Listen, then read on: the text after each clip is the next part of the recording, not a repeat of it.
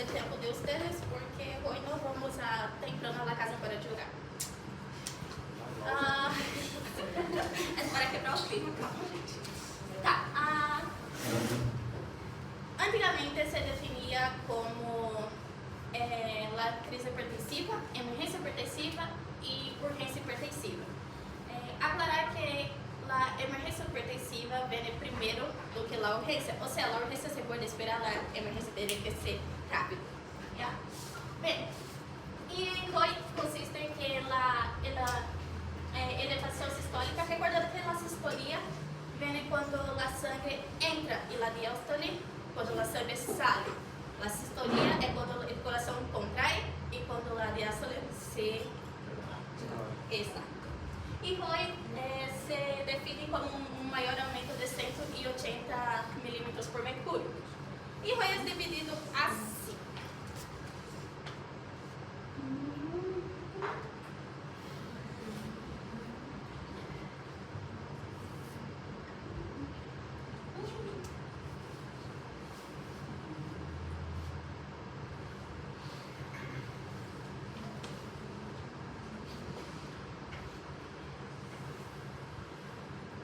Recuerda que dice que antes era definido como emergência e urgência, não? E agora é definido com uma pressão arterial elevada moderada e uma pressão arterial sem lesão com lesão. Lesão de quê, Stephanie? Pelos órgãos brancos. E recordando, os órgãos blancos, ou também chamados órgãos dianas, são o coração, o pulmão, os riñones, o cérebro, e dependendo da patologia que se inicia a hipertensão arterial, como a diabetes, pode afetar os olhos também. Então, se consideraria os olhos como um órgão diana. Então, quando tem uma PA elevada, moderada, sem lesão, ou seja, o paciente não vai ter alguma enfermidade em estes órgãos, então se consideramos uma pressão arterial elevada, moderada, assintomática. Com lesão, se vai considerar uma pressão arterial elevada, assintomática. Ou seja, isto antes se definia a pressão arterial assintomática como a emergência, e quando sem a lesão se definia como a urgência. Ai, eu tô nervosa. Bem, a epidemiologia se considera que 95% da população vai ter esta hipertensão arterial. E vamos por fatores de riesgo. Existem os modificáveis e os não modificáveis. Como vocês já sabem, os não modificáveis são os que você não se pode lutar contra sua genética, contra seu gênero sexual. Então, não sabemos porquê, mas os homens negros afro-americanos têm uma maior tendência a ter a hipertensão. El sexo masculino, como eu disse.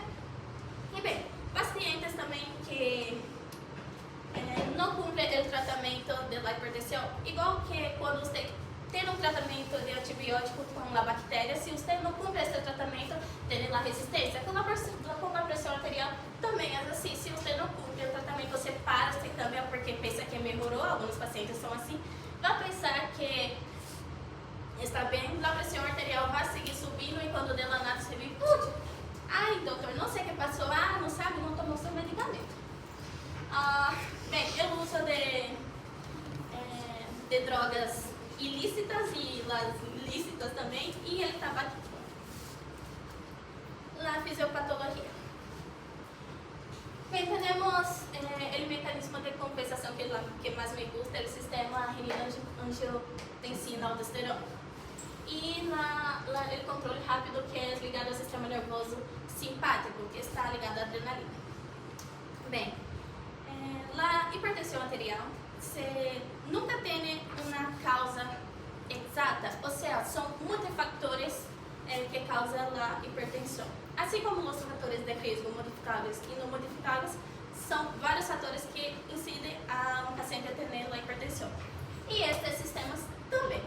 Por ejemplo, el sistema nervioso simpático. Cuando la presión está elevada, las arterias tienen los vasos receptores, que son como sensores, que va a decir cerebro, pasa algo. Entonces, al invés de el cerebro intentar bajar, ele vai aumentar, enviando adrenalina para o coração e vai empezar com que tenha mais uma pressão mais alta. E o sistema renina-angiotensina.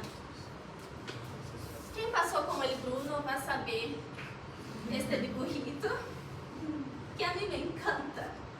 Bem, este é um rião, por se acaso, já? Que é a artéria aferente, esta aqui é a artéria eferente. O rião, ao começo, vai liberar a renina. Esta renina vai se convertir em angiotensinógeno, que está em fígado. Em el hígado. El angiotensinógeno. Esse angiotensinógeno vai para os pulmões. Eita, minha mãe, gente, ignora. Esse angiotensinógeno vai para os pulmões e os pulmões têm a ECA. Que é ECA? Exato. E esta ECA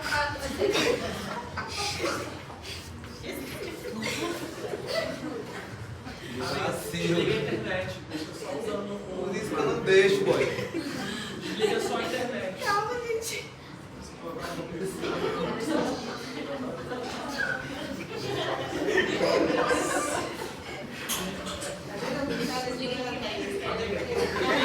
Gente, não tá nem voltando. Por causa da internet.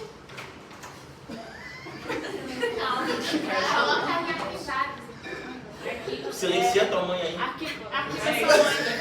Silencia. Ou abre o seu. Só arquiva. Quer ajuda? Peraí, gente, não tá nem... Ajuda ela, tá nervosa. Tá tudo bem. É assim. Calma, amiga. Calma, né? Assim, eu, mãe, assim. Minha mãe xinga pior. Peraí, eu até vou mandar uma foto pra minha mãe, gente. É o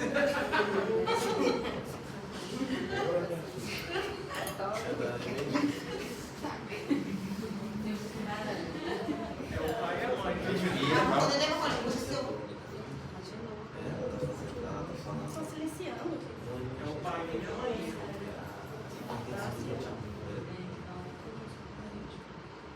Acho que eu não sei que eu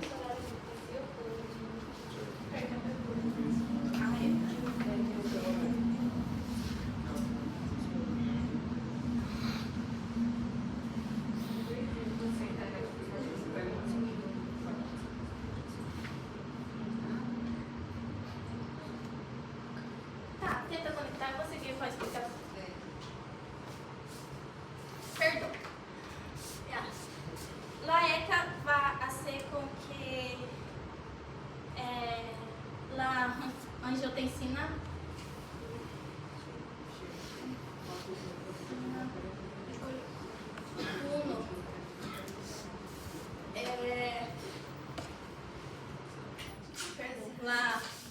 la angiotensinógeno vai convertir em angiotensina 1 e la IECA vai ser com que la angiotensina 1 se converte para a angiotensina 2. Essa angiotensina 2 vai para os dois caminhos, para o rião e para os vasos sanguíneos, principalmente as artérias. E esta angiotensina 2 faz com que tenha uma maior contração dos vasos sanguíneos. Se tem uma maior contração dos vasos sanguíneos, vai ter um aumento da pressão arterial.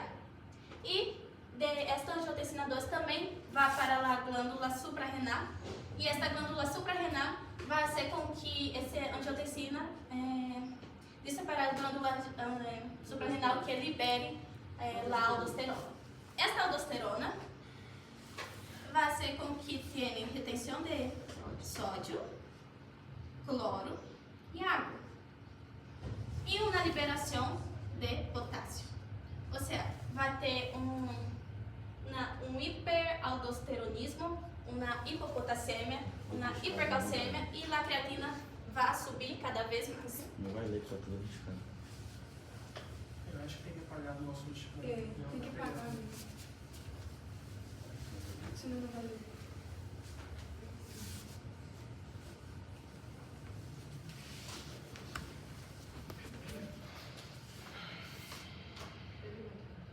Existe a pressão arterial primária e secundária. Vamos definir que a pressão primária é quando você não tem uma causa definida e a secundária sim quando tem uma causa de base. Ou seja, a secundária, a pressão arterial secundária vem por um outro fator, seja cardiológico, neurológico, seja por uma diabetes ou por uma falha em el riñón. Então, como le disse, há vários fatores que podem causar. Jesus, minha cunhada também. Só vai. Ignora só. E eu terminei. Alguma pergunta? Não.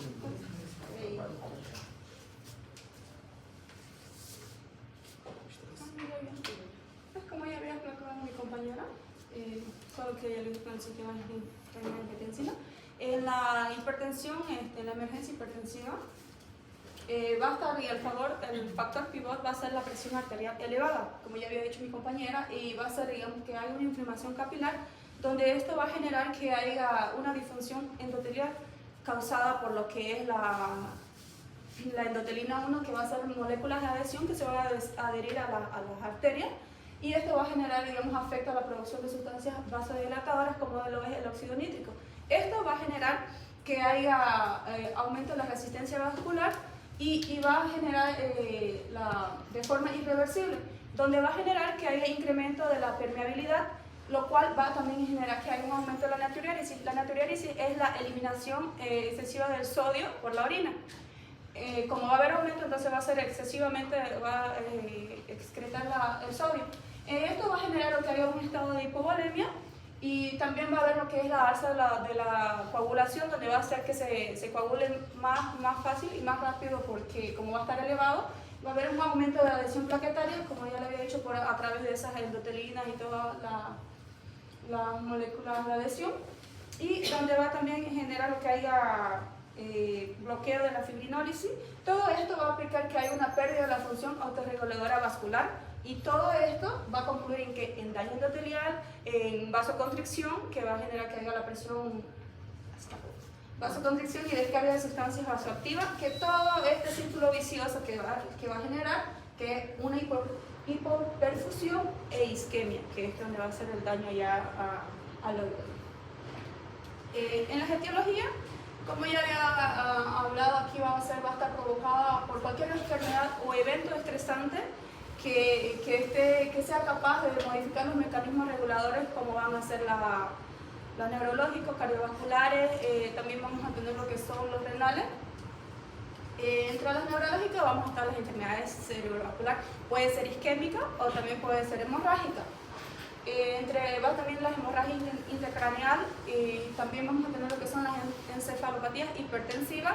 En las cardiovasculares va a estar el aneurisma disecante aórtico y insuficiencia cardíaca aguda, síndrome nefrótico, síndrome coronario agudo, entre los cardiovasculares, y la hipertensión arterial maligna. También el bypass coronario, que es una unión que va a ser para que el desvío de la sangre sea por otro lado, y ya que la historia también de enfermedades cardiovasculares. En las renales va a haber insuficiencia renal aguda, va también a haber los trasplantes renales y los feocromocitomas, que esto es un tumor que va a estar dado en la glándula suprarrenal, que ya se puede dar en el centro como también En el centro mayormente se da y esto va a generar que haya más, que se eleve la presión arterial. ¿Perdón? Que es va a ser más y mayor producción de catecolaminas, que es como la adrenalina, la noradrenalina y la...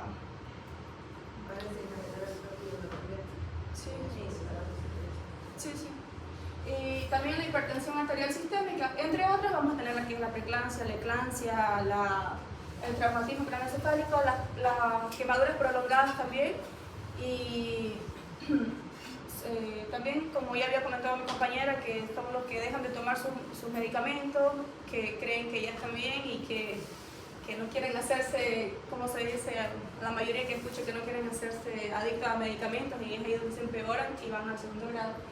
Y también que va a ser aquí, como lo es el caso de los inhibidores de la MAO, que son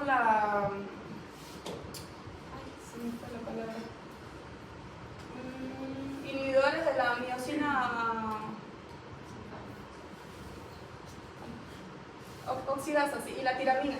Consumo de drogas, cocaína, por ejemplo, que ya también había hablado mi compañera, después de un evento quirúrgico, la vasculitis y la enfermedad de Guillain-Barré, entre otros.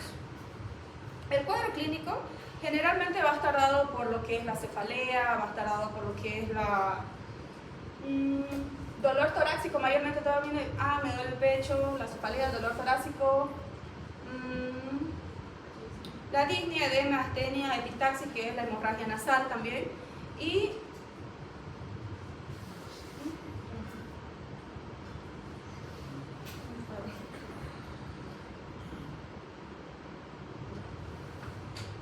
la hemorragia nasal, que incluso también puede venir en pérdida de estado de alerta y sintomatológico, también puede ser asintomático.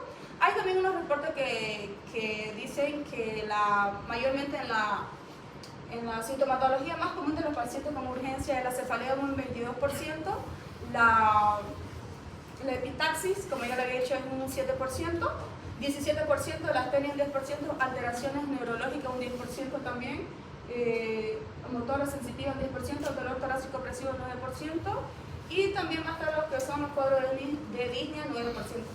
Mientras que en las emergencias también puede haber el daño a órganos blancos, que hay síntomas que acuden como atención médica, que son los mismos pero en mayor proporción, se puede decir que en mayor intensidad, como son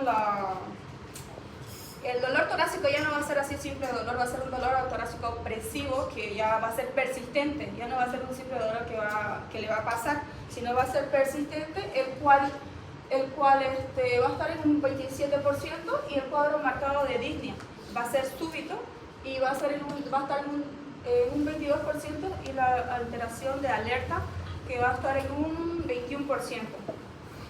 Ahora, en los cuadros clínicos especiales, estos van a venir con un dolor de gran rigor, que va a ser que se va a irradiar a la zona lumbar, y esta van a ser mayormente en la disección aórtica aguda. Y en pacientes que presentan también cuadros de persistente cefalea, alteración del estado de alerta, y también que va a ser la retinopatía y papiledema, que la retinopatía es del grado 3 y grado 4, y la papiledema, que es la inflamación de lo que es el nervio óptico. Y las otras alteraciones neurológicas son muy sugestivas en los cuadros de encefalopatía hipertensiva. También vamos a ver que hay un cuadro de diaforesis que va a ser sudoración excesiva, profusa, y va a haber lo que es un temblor constante, que esto se va a dar por la taquicardia marcada, y esto podría ser también, como ya le había comentado, que es un indicio posible de los feocromacitomas, que esto se va a dar en la glándula suprarrenal y en el centro. Ya, seguimos con la exposición. Resumindo todo lo que ya fue explicado, la crisis hipertensiva ella se va primero a evaluar con la clínica. En la clínica voy a decir si hay una lesión de los órganos blancos o no. Si tengo una lesión de órganos blancos, sí, es una emergencia hipertensiva, con urgencia tengo que tratar eso. Si no tengo una lesión, pero mi presión arterial está acima de 180 miligramos de mercúrio e mais que 110 ou 120 miligramas de mercúrio. Se não é uma lesão do órgão branco, é uma urgência. E esta urgência se vai classificar em uma hipertensão severa aislada ou com risco de indeterminado. E na hipertensão severa aislada seriam lá se há presença de sintoma ou se o paciente é assintomático. A questão da severa, com risco indeterminado, se o paciente tem um risco de, no caso de um paciente obeso, então se o paciente tem um glicerídeo aumentado. Então, a emergência vai estar basada em aumento da pressão sistólica acima de 180 mg por mercúrio e a diórica mais que 110 ou 120. Isso se tem a presença de lesão de órgão branco. Se tenho, recordando como minha companheira disse, os órgãos blancos são cérebro, riñones, coração, pode ter uma afecção a nível orcular e também aórtico. Se tenho uma emergência, sim ou sim tenho que tratar de uma forma imediata, mas não barrar de uma maneira brusca, a golpe, porque pode me causar outro dano. Mas primeiramente tenho que manter um nível de 20, barrar uma porcentagem de 20% para que não ocorra, para evitar que tenha um maior dano a nível dos órgãos blancos. E como minha companheira mencionou, a situação ou a presença da emergência hipertensiva vai estar basada de acordo com os órgãos blancos. Então, a nível de órgão branco, que seria de coração, temos o caso de síndrome coronário agudo, a dissecção de aórtica e edema agudo de pulmão hipertensivo. A nível de cérebro, temos a encefalopatia hipertensiva, a ACV isquêmico e a hemorragia intraparenquimatosa. A nível da gravidade clínica, seria a pré-eclâmpsia, uma hipertensão perioperatória, antes de uma operação, e também a hipertensão maligna, que seria um nível de pressão arterial acima de 200. E a nível da catecolamina, seria uma feocromocitoma, que seria a nível renal, a cocaína, seria o uso de substância ilícita, e a lesão, no caso de com ácido lisérgico, e também a interação com ímãos, que seriam inibidores de monoxidase, que seriam medicamentos que têm efeito adverso com essa enzima inibidora. Segundo o diagnóstico tem que ser tratado com rapidez. Minha atitude como médico tem que ser de uma maneira rápida, porque meu diagnóstico vai estar basado em uma história clínica detalhada, onde tenho que ver principalmente os sintomas. O exame físico, sim ou sim, temos que medir em ambos os braços.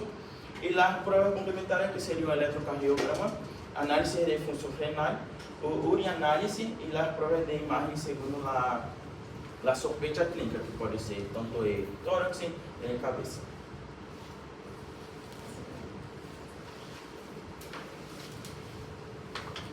Bueno, como já foi explicado, há uma diferença entre urgência e emergência.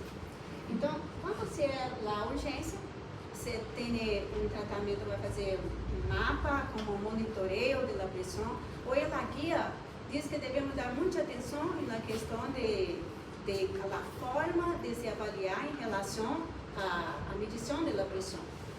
E isso vai se fazer em ambulatório. E a emergência, você vai fazer internação. E a partir de que se é uma emergência, é porque tem dano ao órgão diana. E se tem dano ao órgão diana, tem que se fazer exames.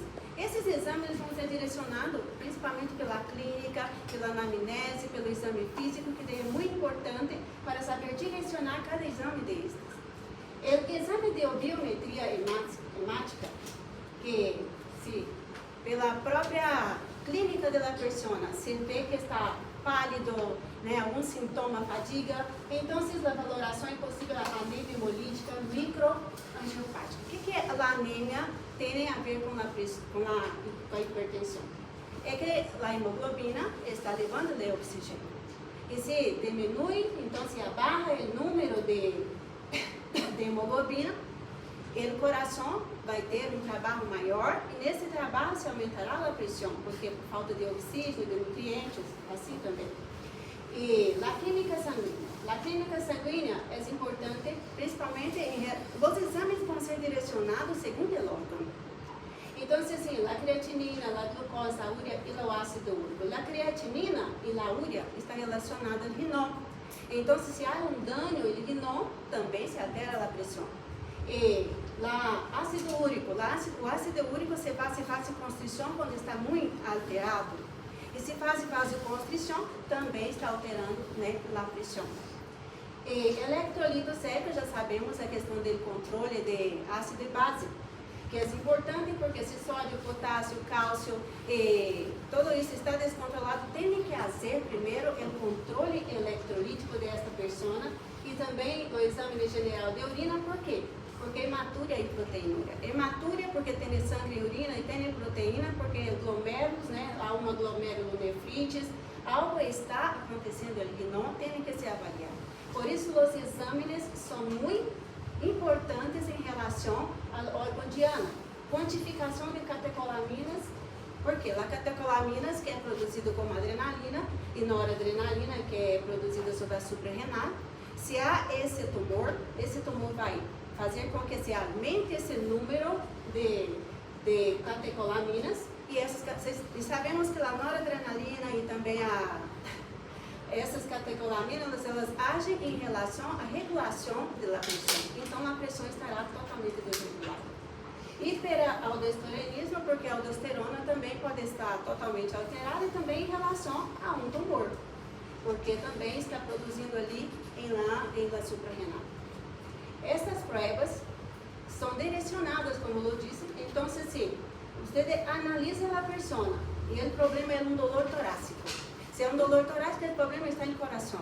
E se está em coração, que vai pedir enzimas, as enzimas de responsabilidade, que é a troponina, CKMP e todos os outros. Se vocês analisam a pessoa e o problema está em pulmão, que você vai pedir uma radiografia, isso. E ecocardiograma, é claro, né, da dissecção aórtica, isquemia, tudo em relação ao coração. E cerebral, tomografia e também ressonância, né? Já aprendemos isso. E ecografia renal, porque então o que se entendemos com isso? Vocês têm que analisar para pedir os exames. Qual é o órgão? Qual é o exame que vai ser necessário a ser pedido para esse tratamento da pressão? E essa guia mostra isso, não é dar um remédio, um fármaco à pessoa, como se a pessoa fosse todos iguais. Então é personalizar o tratamento. Porque a idade é importante ser avançada, é importante qual é o órgão que está danado, é importante porque os fármacos serão colocados em forma de que vai tratar também o órgão danado.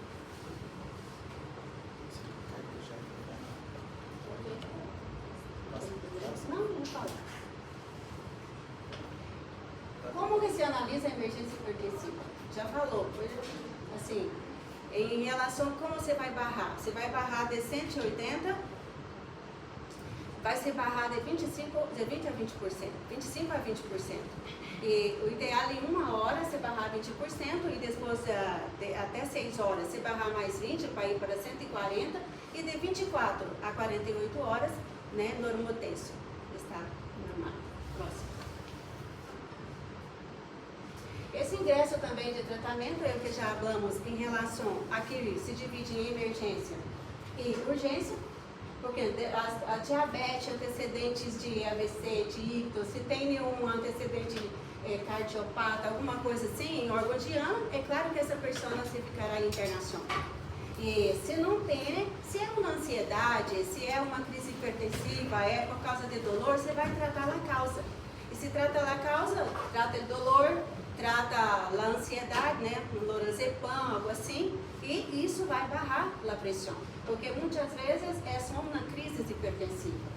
E agora a questão aqui, qual é o objetivo? O objetivo é reduzir a pressão, por quê? Porque pode causar um dano maior, né, hipoperfusão cerebral, esquema de órgãos, e descender a pressão a barra, e se for muito barra também você mata, viu?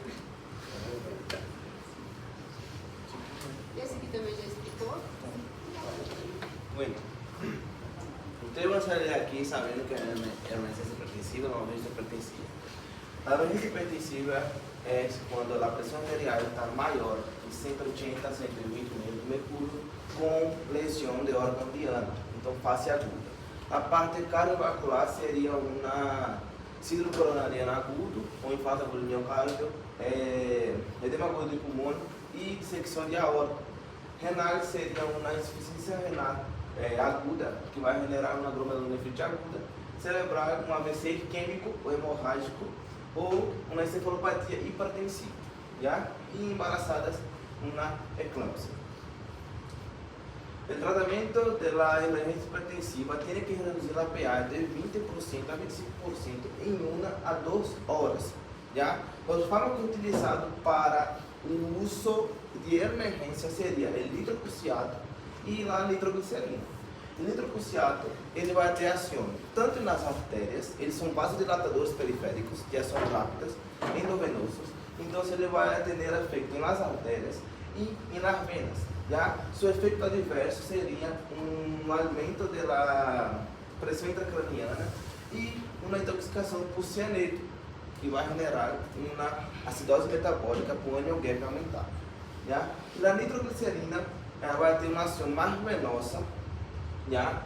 E ela é mais precisa o seu efeito e é mais indicada em pacientes que está com síndrome coronariana aguda, porque ela tem uma afetação maior com as artérias coronárias. Já? Então, se as artérias coronárias que estão contraídas, vai se dilatar mais facilmente. Já? O manejo na dissecção de aorta aguda e na eclâmpsia. Tenho que barrar para 120 a 80 em 30 minutos. Já? Na eclâmpsia, vou utilizar hidralazina, já que é um vasodilatador direto, de ação rápida, pero não há nenhum estudo que se afeta o feto nem na mamãe. Já? Então, isso é utilizado para embaraçadas e em la dissecção de aorta, vou utilizar metoprolol ou esmolol, que são beta-bloqueadores. Em aneurisma aórtica da artéria aorta, pode generar uma dissecção de aorta, que é o rompimento do endotélio e vai sair sangue para a parte extravascular. Se continua a pressão arterial bombeando sangue com muita força e uma frequência cardíaca muito elevada, pode haver um rompimento da aorta e o paciente morrer, uma morte súbita. Já? Então, teremos que barrar a frequência respiratória. Então, se você está a 100, 110, 120, tem que ir para 80, 60. Já? Para que não ocorra o rompimento da artéria e o paciente não venha a óbito. Já? Lá, em AVC, temos isquêmico e hemorrágico. Já? A pressão de perfusão cerebral é igual à pressão arterial média e... É mentira. Vai sair, meu filho. Pressão arterial média e a pressão intracraniana. La pressão arterial... Eu não posso diminuir de golpe a pressão arterial média porque eu posso fazer alguma complicação, porque estou estão correlacionados. Já? Então, se há um AVC isquêmico, eu tenho que manter uma pressão arterial um pouco mais elevada para manter a perfusão no cérebro. Já não posso barrar de volta. Pero se inicia um trombolite, que é uma isquemia, há um entupimento por trombos, já tenho que barrar de 180 a 110 minutos, por isso manter o trombolite para barrar um pouco mais. Já com ele vai ser hemorrágico, já. A pressão arterial sistêmica tenho que barrar para 140 e na média menor que 130. y el paciente tiene que entrar para cirugía. ¿Ya? Entonces, en esta relación, tiene que estar para cirugía. Yo bajo y entra a cirugía. Ya no puede entrar a cirugía con una presión muy alta. Isquémico en la tomografía va a tener un color más